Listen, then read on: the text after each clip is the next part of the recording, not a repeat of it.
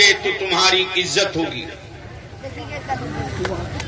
हमें फख्र है अपने भारत पर, हमें नाज है अपने हिंदुस्तान पर, हमें गर्व है अपने भारतीय होने पर। हम अपने मोहल्ले, टोले, टोला, गली, सड़क, गांव में जमीन का विवाद हो तो हम आपस में लड़ लेते हैं,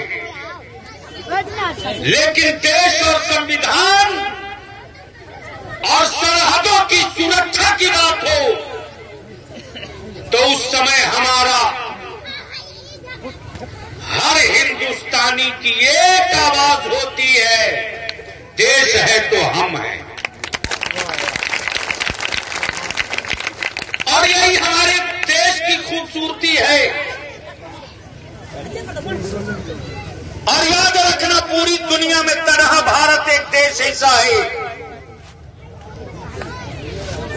जो प्राइम मिनिस्टर हो, राष्ट्रपति हो, चीफ मिनिस्टर हो, कलेक्टर हो, एसपी हो, डीएम हो, अगर संविधान के खिलाफ अगर कोई जाता है तो माइक लगा करके अपनी बात कहने का पावर अगर जनता को किसी ने दिया है तो वो भारत के संविधान और बाबा साहब भीमराव अंबेडकर ने दिया।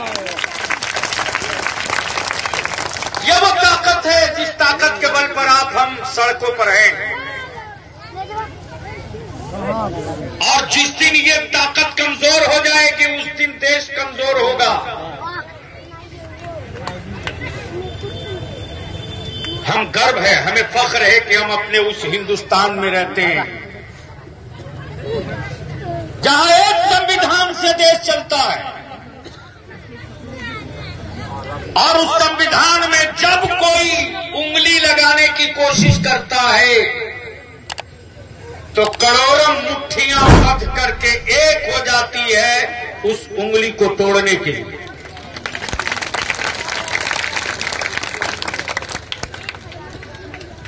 1955 में नागरिकता कानून बना है।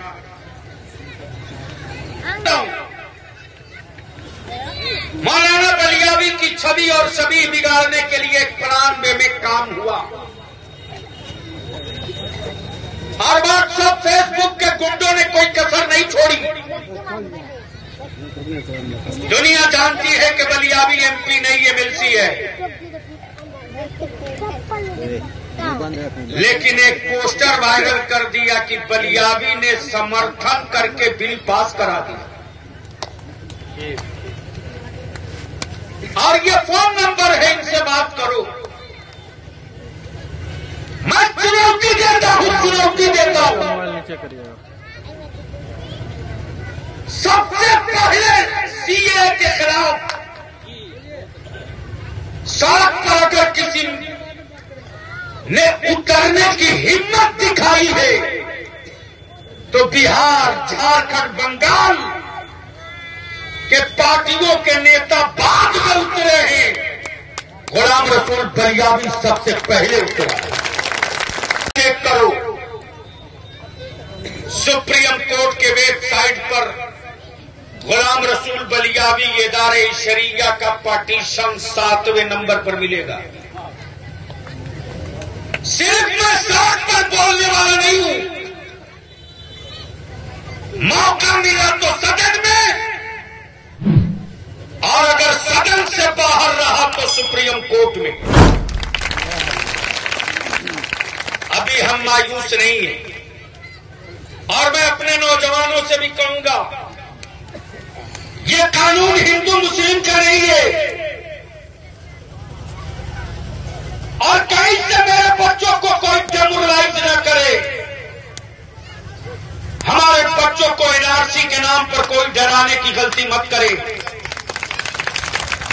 आसाम आपने सुना है, बलियावी ने देखा है, देखा है। बलियावी 12 दिनों तक आसाम का चक्कर काटते रहा। आखिर एनआरसी है क्या?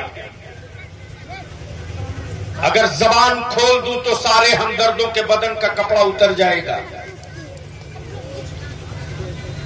जबान खोल दूं तो कोई किसी के बदन पर कपड़ा नहीं बचेगा। 1955 में नागरिकता कानून बना कि किसको नागरिक बनाना है, किसको नहीं बनाना है। कब बना? बोलकर बताओ कब बना?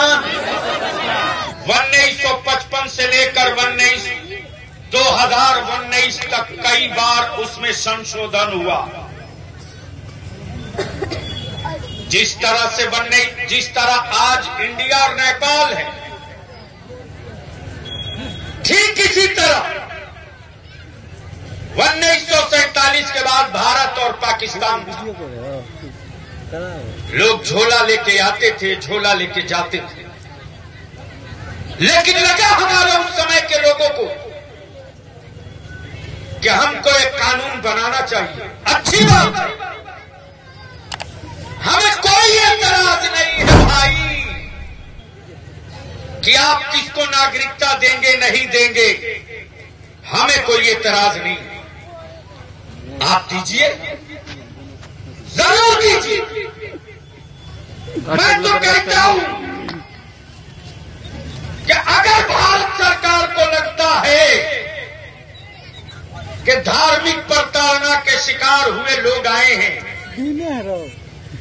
तो बड़ी जिम्मेदारी के साथ इस धरना से बलिया भी कहता है कि हमें वो लिस्ट दे दे भारत सरकार, हमें वो सूची दे दे भारत सरकार कि पाकिस्तान, बांग्लादेश, अफगानिस्तान से धार्मिक प्रताड़ना के शिकार हमारे कितने नन मुस्लिम भाई कहां हैं। सबसे पहले मुसलमान का बच्चा अपनी 2 रोटी में से 1 रोटी गमछा में बांध कर ले जाएंगे, अपने भाई को खिलाएंगे और कहेंगे 1 रोटी में आधी रोटी तेरा है, आधी रोटी मेरी है, तुम भी खाओ हम भी खाएं। लेकिन सूची देना पड़ेगा, लिस्ट देना पड़ेगा। लिस्ट दीजिए, हम जाएंगे और उनसे मिलकर पूछेंगे कि मेरे भाई बताओ किस तरह से तुम्हें प्रताड़ित किया गया, बताओ। और अगर वो बता देगा मेरा भाई, तो वहीं से पाकिस्तान के खिलाफ हुल्ला बोलने में कोई पाकिस्तान का नाम वोट लेने के लिए लेता है, हम पाकिस्तान को अपने टैंकों से उड़ाने के लिए जीते हैं। दोनों में यही फर्क है। हमको लिस्ट दीजिए, नहीं देंगे, नहीं देंगे। और जब तक देंगे नहीं, तब तक हम लोग छोड़ेंगे भी नहीं। इसलिए कि हम उस देश के बाशिंदे हैं जहां महेश, सुरेश, गणेश, अब्दुल्ला, अब्दुल रहमान, अब्दुल करीम एक थाली में खाते हैं, एक साथ रहते हैं। इसको टूटने नहीं देंगे।